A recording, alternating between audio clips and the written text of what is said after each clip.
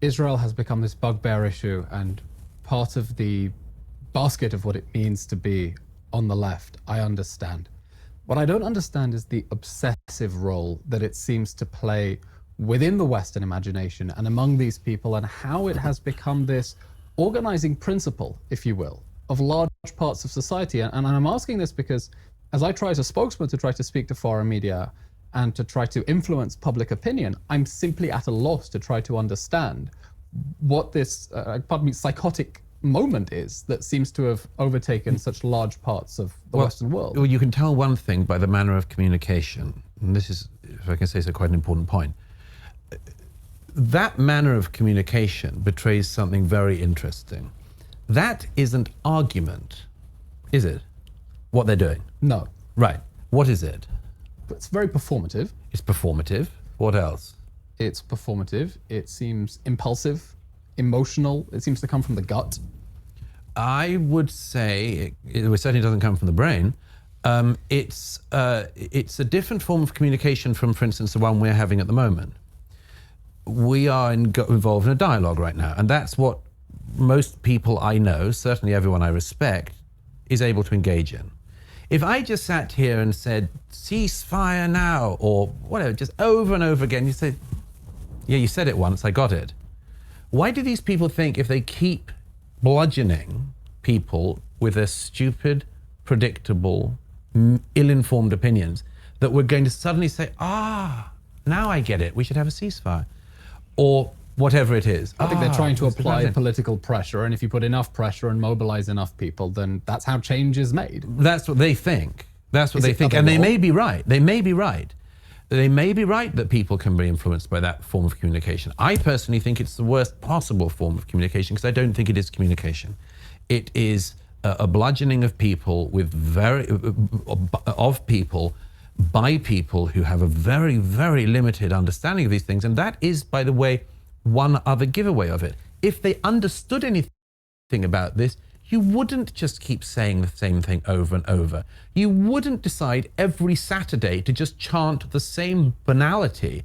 If the reason they do it is because if you go underneath it, as you and I know from the people who go through the protests and ask any follow-on question, none of the marchers, almost none, would be able to answer a follow-on question. So they stick with the boring, ill-informed mantra, and they hope that they will persuade us by it.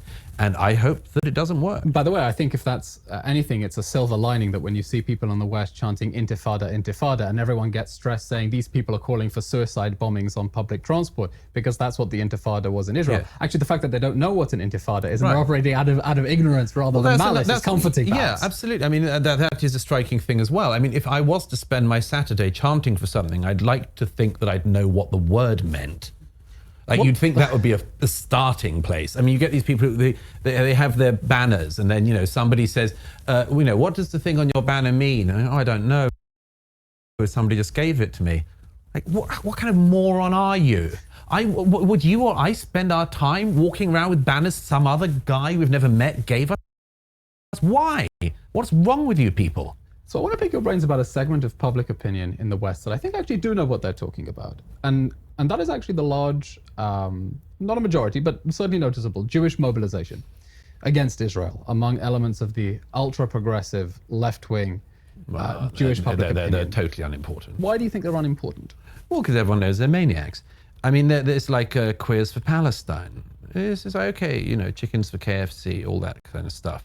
These people are so clearly deluded. The people who are doing Jews for Palestine at the moment are the same people who did Kaddish for Hamas in Parliament Square a few years ago. Remember that? We have a little clip actually from the recent protests. Let's watch and see. On the steps of the Foreign Office here in London. Here they're chanting "Not in our name." They're marching for a ceasefire. And we see them now, again, you were saying, talking about performative theater. Here they are wearing all the Jewish religious garments, the talit, the tefillin, blowing the shofar. The COVID masks are not traditional Jewish garments, but they've made their way into here as well. I like the green-haired one. Yes. That's definitely not a lunatic. A regular occurrence. And I wonder, I mean, these people... You know, these protesters have to have a name for them, and I have the perfect name. It's the acronym I always use, SIMR, SIMR. Stupid, idiotic, moronic, and retarded. Not to mention that these people are now culturally appropriating.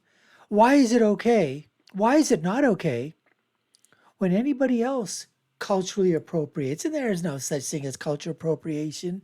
That's just some stupid politically correct terminology that the woke left, the social justice warriors, these virtue signaling liberal elite hypocrites throw out there to try to throw everybody on the right and conservatives off balance.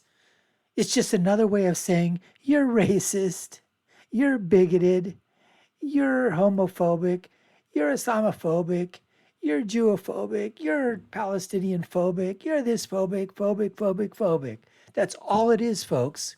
That's all it is. But when the left culture appropriates, like over here, they're singing. They're singing Jewish songs. They're dressing up in Jewish clothing. They're using Jewish instruments, and the clothing isn't even right. These guys would know the first thing about being a Jew if they had the textbook, if they had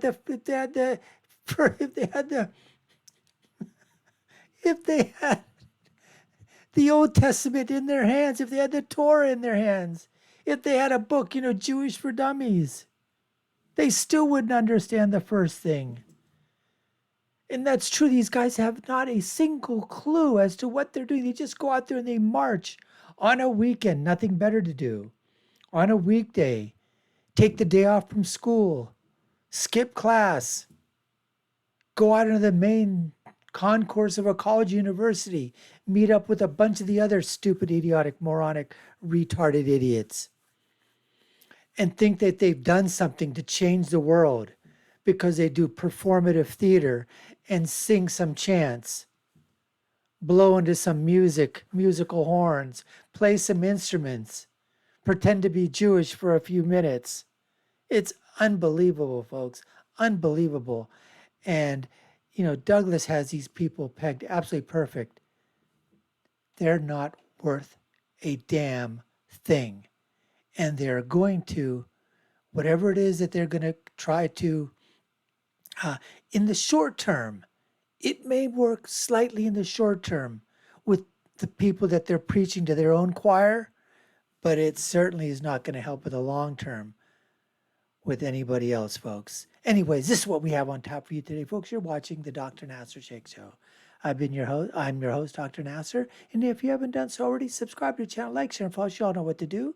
Let's get back to more of Douglas Murray and his interview right now. About that, not completely ignorant. So what is motivating them to mobilize against Israel when someone like you, who is not Jewish, comes from the outside, does see our side of the story? Well, look, every community has its lunatics. I mean, I mentioned Queers for Palestine. I've been saying for a while that Queers for Palestine are just the gay Naturi Carter. Every community has people for suicide. Okay, fine, you die. Can't take anyone else with you.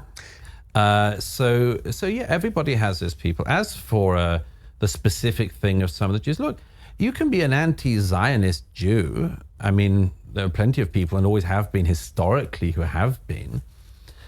I mean, if you read Weizmann's memoirs, the Board of Deputies in England at the time of the foundation of this state were opposed, of course, to the foundation of the state. And very wisely came around.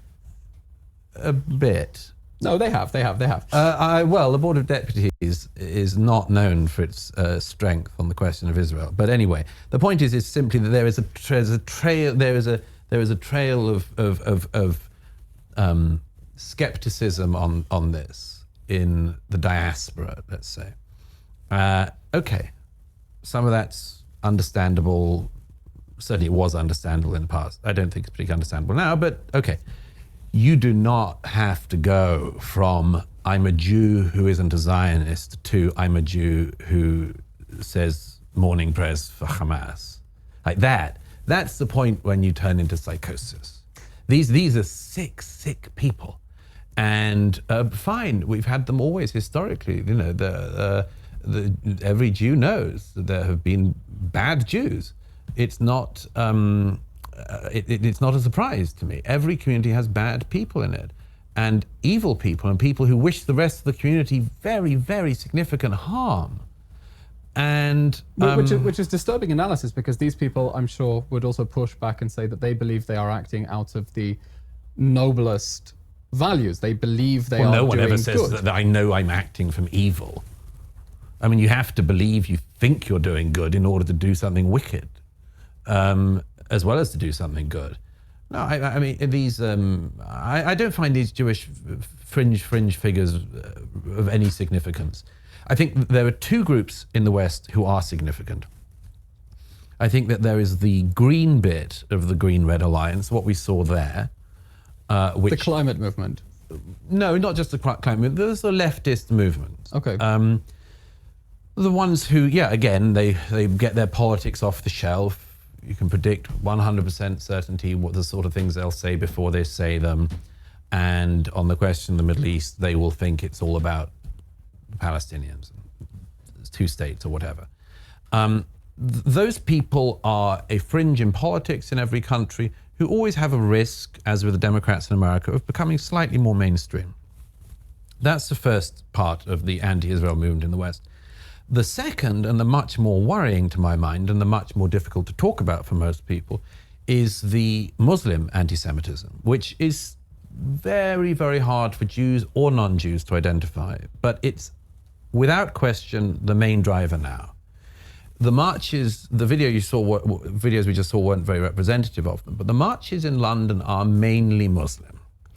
They are Pakistani Muslims and others who arrived in Britain in recent generations and brought the anti-Semitism of their homeland with them. Are they still really mainly Muslim marches, or are you not seeing a lot of white Britons as well? Appreciate y'all taking the time to watch our video. You've been watching the Dr. Nasir Shaikh Show. I've been your host, Dr. Nasir, and if you haven't done so already, we'd love for you to subscribe to the channel, like, share, and follow. You all know what to do. Take a look at our other video links above and below. Share your thoughts and comments, and I'll leave with my final thought, which is, when you're right, you're right, and when you're left, you're wrong. Until next time, folks, take care and stay safe.